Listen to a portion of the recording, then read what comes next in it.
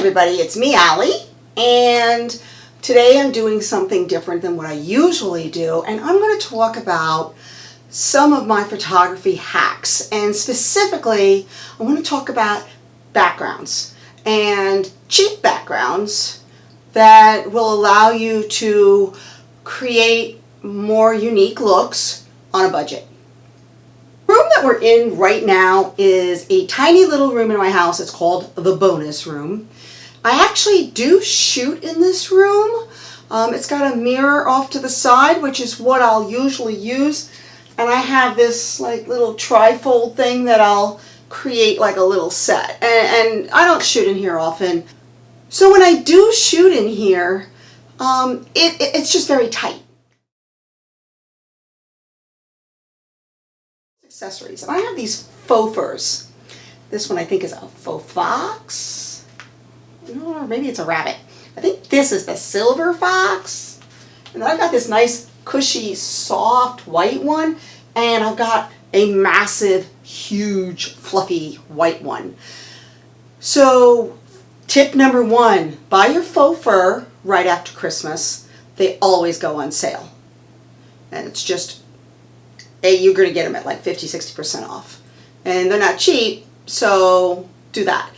Tip number two, you don't need the really good fancy faux furs.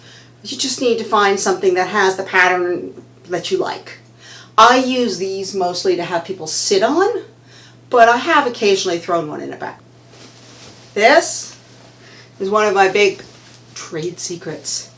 This flattish black fabric is actually weed material that you can buy at Home Depot. And years ago, I was shooting Mini Coopers in a tent that was white, and I had a lot of issues with reflections. So I bought 600 square feet of this stuff. I've got tons of it. But I use this when I need a good black background that's going to absorb some light. And it works great. It's super easy to use. You can do all kinds of things. I cut holes in it sometimes, and I have literally put it up on a background stand, cut a hole in it, covered the other side, one side with little lights, and I get in the other side and I have my model facing the background while I stick my camera through the hole. She gets lit by all the lights, and I've shot her that way with my mirror behind her, and it gives the beautiful bokeh behind her, while at the same time the model is lit very softly with the lights that are on the background. Something that I love to shoot with is satin, and I have black satin and silver satin. I love satin because see how reflective it is? So it just looks luxurious, and I use the silver satin a lot when I'm doing like a 40s retro pinup. I use the black satin as a background when I'm using gels and I want to reflect light into the background. So instead of using the weed fabric, which is going to give me a matte background, I'm going to use the black satin, which is going to like reflect all the colors. And this is my wall of chiffon. I probably have every color of chiffon that you can get. I have a lot of white chiffon. White chiffon is probably my favorite. Ooh, so what do I do with chiffon? Okay, so first of all, there's a little joke. If a model is doing something at all ethereal or at all soft and something's going on with their costume, we all know my saying, wrap her in chiffon! I grab some chiffon, I grab some pins, and we fix. We have costumed people in pure pieces of chiffon. And it works. But there's a second use for chiffon, and that's my kiddie pool shoots. When I shoot in the water, and if you don't want to shoot in a kiddie pool, and if you're doing bathtub shoots, milk bath shoots, and you throw some chiffon in the water, chiffon, it just like, it almost floats, but it doesn't go to the surface, and it gives a beautiful ethereal look. Velvets, stretch velvets. Look at the luxuriousness of this fabric. Why do I use a stretch velvet? I want to fake curtains. If I want to fake curtains, then It's inside out. This is going to give me those gorgeous, and this is a beautiful rusty red color. I also have a wine color that doesn't quite have the pile of this one, but at the time I really needed the red and the velvet was out of stock, and so I just ordered a faux-ish velvet, and it still works. But the idea is that if you need fake curtains, you can use these kinds of fabrics. And I get large. I get much more than I need. And sometimes if I think I'm going to use them for curtains, I cut them in half so that I can part them and use them more like curtains.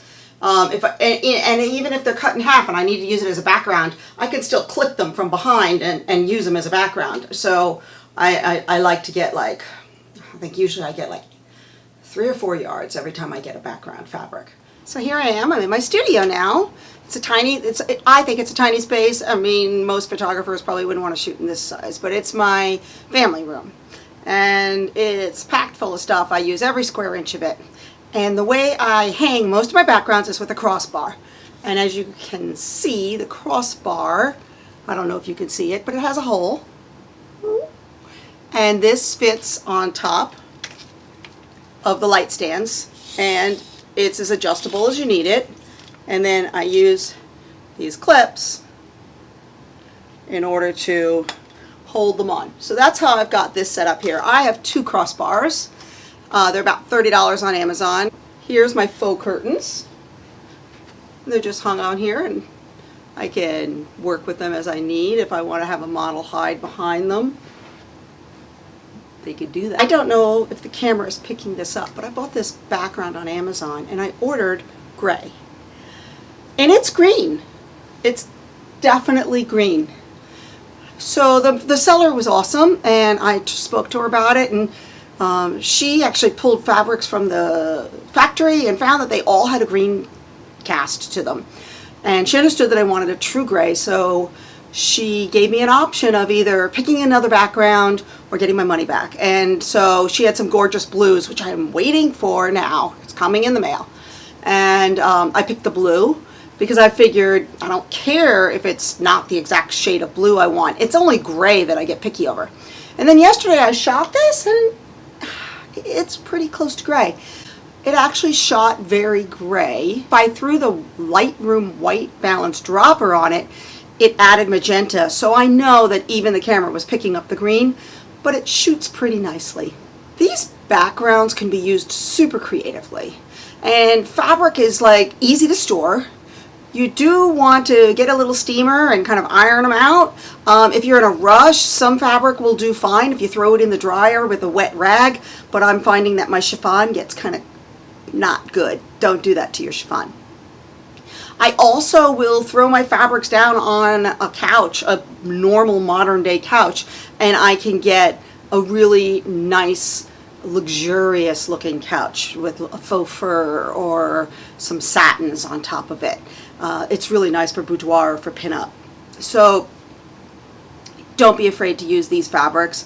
They store easily, and they really can add a lot to your image, and they can make your post-processing a lot faster to have something clean in the background. So if you've enjoyed this video, please hit the like and subscribe and hit the bell for the notifications, and check out my other videos. And if you have ideas of things that you would like to see, then please go ahead and put it in the comments, because I'm always looking for ideas to talk about. I love helping people with photography. This is just what I like to do. And so I'm going to do some tidbits on using small studios, and I think it should help a lot of the photographers that don't have access to a professional space. So thank you for watching. Doing it, I use, hang on, I forgot the name of it. It's a bar that goes on top of, what's the name of this bar?